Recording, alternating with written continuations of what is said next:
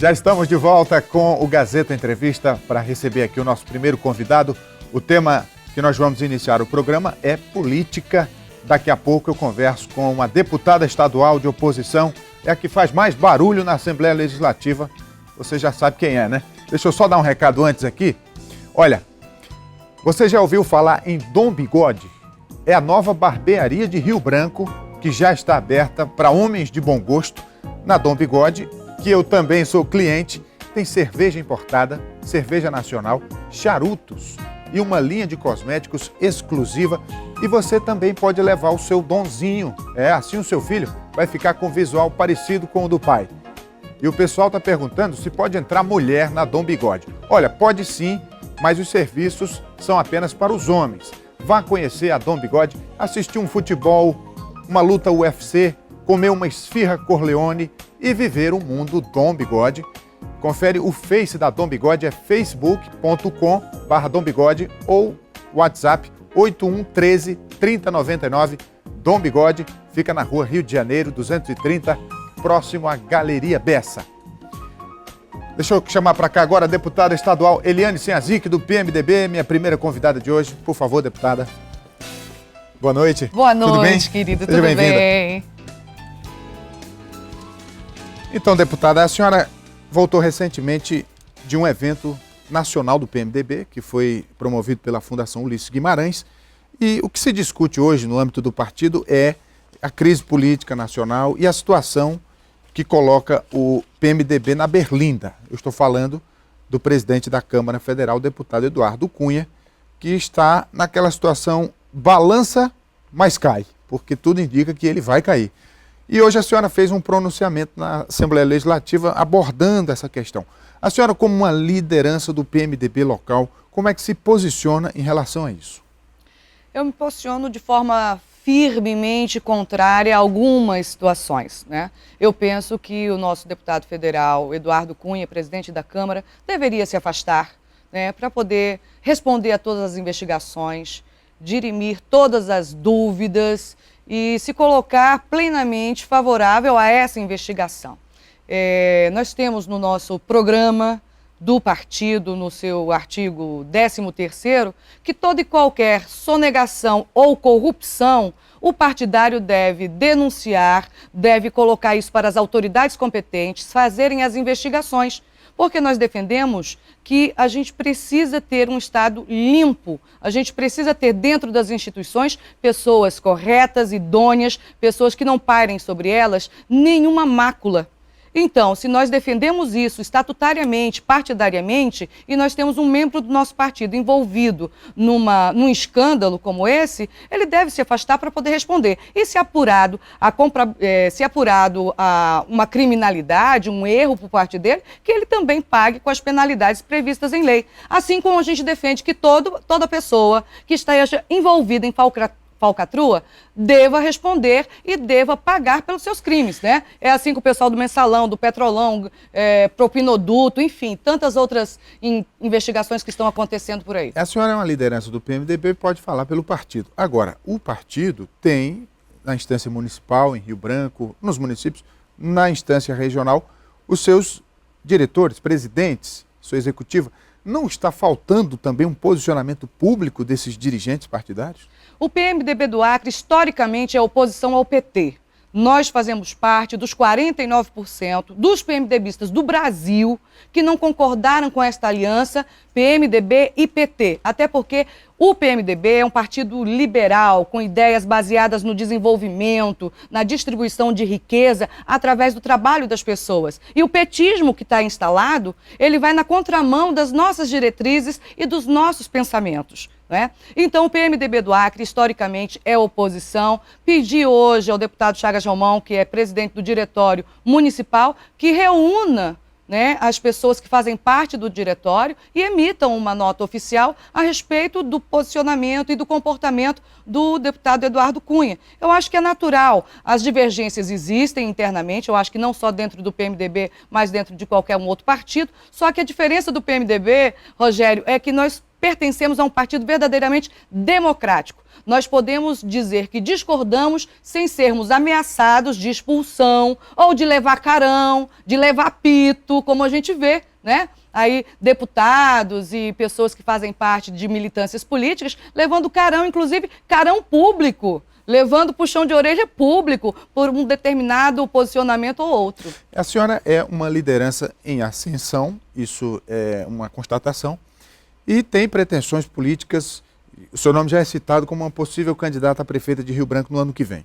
Pois bem, com essa crise que o PMDB passa em função da situação do presidente da Câmara, a senhora não teme que isso possa desgastar a sua imagem como uma liderança do partido? De forma nenhuma. Eu acho que a população está muito atenta para todos os políticos. E a gente constata, inclusive através de pesquisas, que a população hoje ela não está muito focada na ideologia partidária, ela está focada no comportamento e no caráter individual do político. E nisso, graças a Deus, a gente tem tido uma credibilidade muito grande por parte da população, porque a nossa postura é uma postura coerente. Então as pessoas estão vendo isso. E qualquer coisa que algum membro do meu partido vá fazer de errado, certamente não vai respingar na Eliane Sinhazic. A Eliane Sinhazic responde por ela, pelos atos dela e tem coerência na sua postura. Quem não tiver coerência, que não tiver um compromisso com a população, mas um compromisso consigo mesmo, vai também responder por esse seu posicionamento, por esse seu comportamento. Deputada, falando em coerência, a senhora sempre adotou um discurso de crítica ao PT, desde que era vereadora aqui de Rio Branco. Lembro, inclusive, de um bordão que a senhora criou, dizendo que o PT gasta muito e gasta mal. Essa semana eu vi uma notícia aí publicada pela assessoria da Prefeitura de Rio Branco, colocando a Prefeitura de Rio Branco como a mais transparente em relação aos municípios do Acre, ou seja, o município que adota mais transparência nos gastos públicos, isso atestado pela Controladoria Geral da União. Como é que a senhora avalia essa informação, um dado oficial da CGU, em contraponto a esse seu discurso? A Prefeitura de Rio Branco é a mais transparente do estado do Acre. Lembre-se, nós temos 22 municípios, dos 22, apenas 18 foram avaliados e dentre esses 18, Rio Branco fica como a mais transparente. Não era para menos. É a capital, é onde mora o maior número de pessoas, é onde tem tecnologia, é onde tem site. Muitos municípios não têm nem site, né? Não tem nem como ser transparente, não tem nem tecnologia para isso. Seria terrivelmente feio se Rio Branco, dentro do Acre, não fosse a campeã em transparência, né? Até porque, de transparência mesmo, o estado do Acre como um todo está lá no 40º lugar. O estado do Acre está com nota 3,3, ou seja, transparência quase zero. O estado do Acre é o 5º pior em transparência. E dentro do estado do Acre, dos 22 municípios, Rio Branco aparece com transparência, mas por questões tecnológicas, de ter um site, de ter tecnologia suficiente para dar visibilidade a alguns atos públicos. Ainda pegando o gancho do seu mandato de vereadora, a senhora, sempre muito combativa, ficava fiscalizando a gestão municipal. E o que se percebe hoje é que a senhora continua também observando problemas localizados, assim como outros deputados estaduais, e deixa um pouco no vácuo a própria Câmara Municipal de Rio Branco. Como é que a senhora avalia esse papel dos deputados de na verdade, ocupar um lugar de vereador? Eu tenho focado muito na questão estadual. Inclusive, ontem eu estive visitando a escola Beija-Flor, uma escola rural, no Belo Jardim, lá pertinho do ramal da Zezé. É uma escola estadual. Apesar de oferecer ensino fundamental, é uma escola estadual. O que acontece nessa escola? Metade da escola é nova, metade da escola é de madeira. Os banheiros que fizeram na parte de alvenaria dessa escola não colocaram portas. Não climatizaram nem a parte de alvenaria. Imagina vocês, escola para crianças, ensino fundamental, com ventiladores caindo aos pedaços, pedaço de madeira dentro da escola, madeira podre, sem condições de trabalho nem para o professor, sem condições de aprendizagem para o aluno, fazem escola, não colocam porta no banheiro. Como é que você faz banheiros coletivos para as crianças sem porta no banheiro? Como é que você abandona uma obra pela metade? Outra coisa, é tanta coisa errada acontecendo, tanto no estado quanto no município, que eu acho que se todos os vereadores e todos os deputados estivessem trabalhando conjuntamente, independente de focar só para questões estaduais ou só para questões municipais, teria assunto para todo mundo falar durante um ano. não iria faltar assunto, né? No município de Rio Branco, por exemplo, não existe um departamento de conserto de escolas. O município espera a escola se deteriorar completamente, aí é que vai pensar em ir atrás de recursos para fazer uma nova escola. Com isso, passa mais de ano com essa escola fechada, esses alunos amontoados em outras escolas, né? Num total, como é que eu diria, uma total falta de gestão, de administração efetiva. Vamos agora para uma questão estadual. Foi sancionada uma lei de autoria da senhora que estabelece tempo de 30 minutos para o usuário do Detran ser atendido, ou seja, é o prazo máximo que ele deve permanecer na fila. Só que muitas leis estaduais são aprovadas no intuito de auxiliar o cidadão, mas ninguém fiscaliza o cumprimento dessas leis. Então acaba se tornando inócuas. Essa sua lei, a senhora pretende acompanhar se vai ser cumprida? Eu pretendo e quero pedir também para todas as pessoas que forem ao Detran que cobrem o cumprimento dessa lei. Porque não basta apenas a gente fazer a lei. Eu acho que todo cidadão, consciente da sua cidadania, consciente de que existe uma lei que lhe garante um direito de atendimento em tempo máximo de 30 minutos, ele precisa também nos ajudar a fazer com que essa lei seja cumprida. Então eu quero pedir a você que vai ao Detran, que faça com que essa lei seja cumprida. Tem gente demais dentro do Detran, é só uma questão de organização, não é? É uma questão de fazer com que as coisas funcionem. Você não precisa voltar 3, 4 vezes no guichê para pegar uma guia que você teria que pegar logo de primeira. Então, é preciso otimizar os serviços públicos para que facilite. No momento em que o gestor perceber que se ele emitir logo de uma vez todos os boletos que você precisa pagar, ele vai otimizar o atendimento para você, vai otimizar o atendimento para ele e vai facilitar a vida de quem precisa ter um atendimento mais rápido, mais célere. O poder público, ele precisa acelerar o atendimento, porque a população não aguenta, e principalmente no Detran, que é um órgão arrecadador. As taxas do Detran são altas, são pesadas, são salgadas, o povo é multado o tempo inteiro, então assim, dinheiro em caixa tem. E eu quero pedir que, pelo amor de Deus, pavimentem o pátio do Detran, que é pior do que um ramal. É inadmissível um negócio desse. Deputada, a senhora, como sempre, fazendo duras críticas ao PT, hoje, inclusive, falou da questão ambiental, criticou a política ambiental do Estado e, eventualmente, seus críticos dizem que a senhora não apresenta dados numéricos, estatísticos, para que embasem suas denúncias. Isso pode levar ao descrédito. Como é que a senhora recebe essas críticas? Rogério, eu acho que tu está com a mesma crítica e falando, repetindo a mesma coisa que o pessoal do PT diz. Na realidade, quem não tem conhecimento de causa são essas pessoas que querem me descredibilizar, porque não tem argumento consistente para combater aquilo que a gente está dizendo efetivamente, com dados, com depoimentos, com fotos, com vídeos, com documentos. Nós estamos concluindo agora um trabalho de 2 meses dentro da reserva Antimari e da reserva Chico Mendes.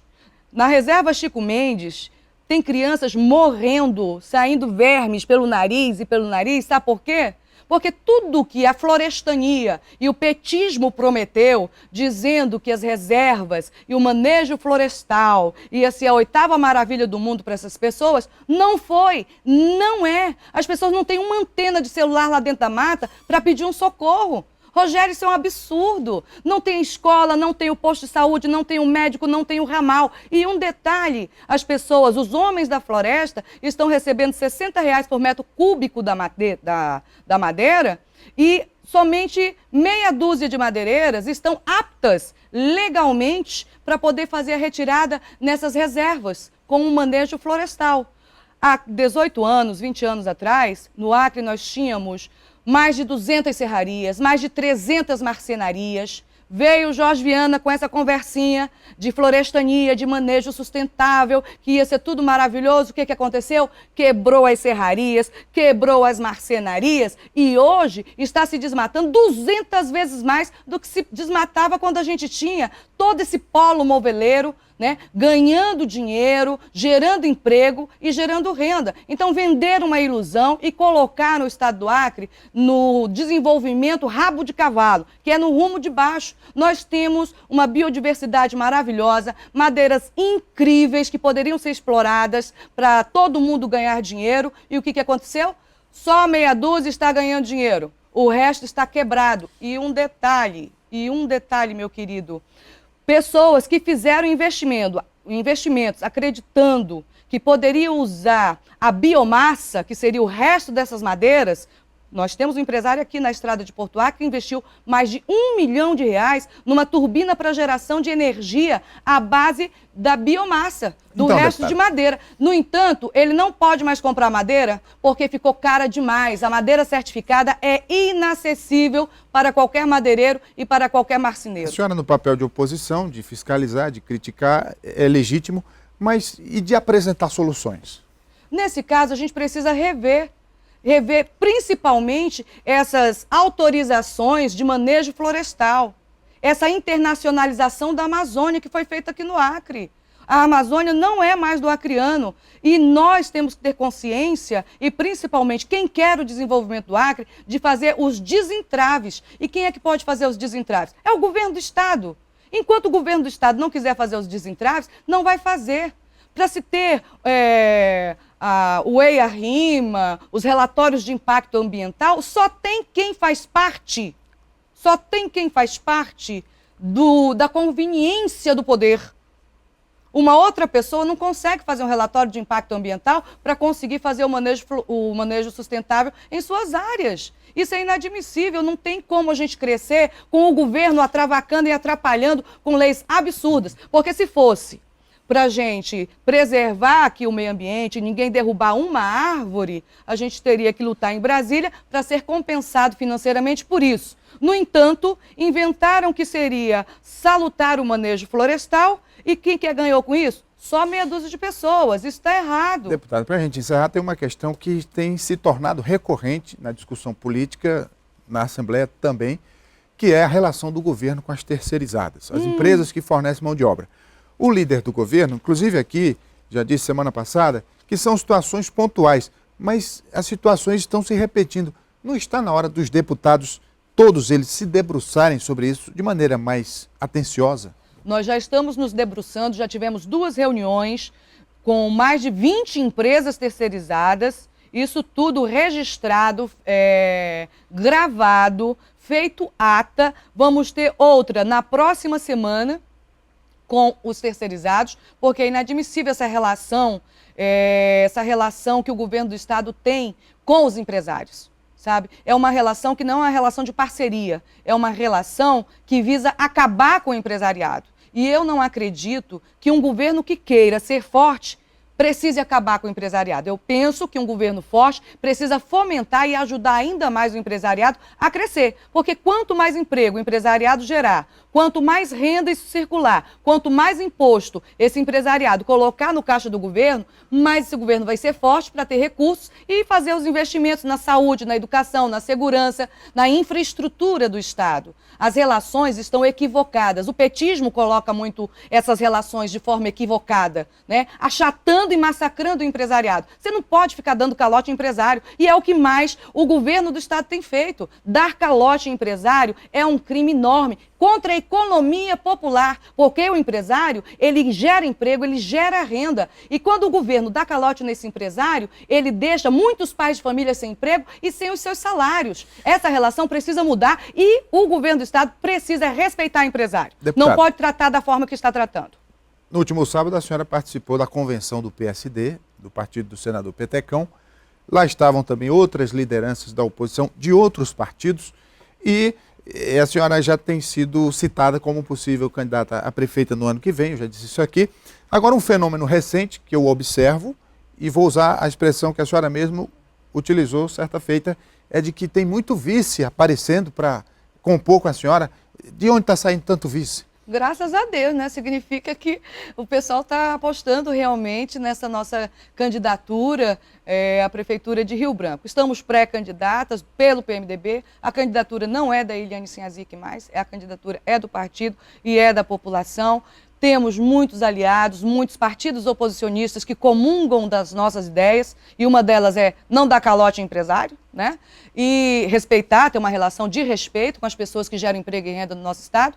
E está todo mundo assim, muito feliz, muito contente com a nossa proposta, né? Uma proposta que não é de outro mundo, não é uma proposta mentirosa, nem cheia de promessas que não são executáveis. De promessa o povo já está cheio, está cansado, todos os anos de eleição, o PT vem e promete um monte de coisa, mundos e fundos, e não cumpre, né? O povo já está escabriado. Mas então o a gente está vendo já aí... tem em vista algum partido, alguma liderança? Para ser vice? Sim.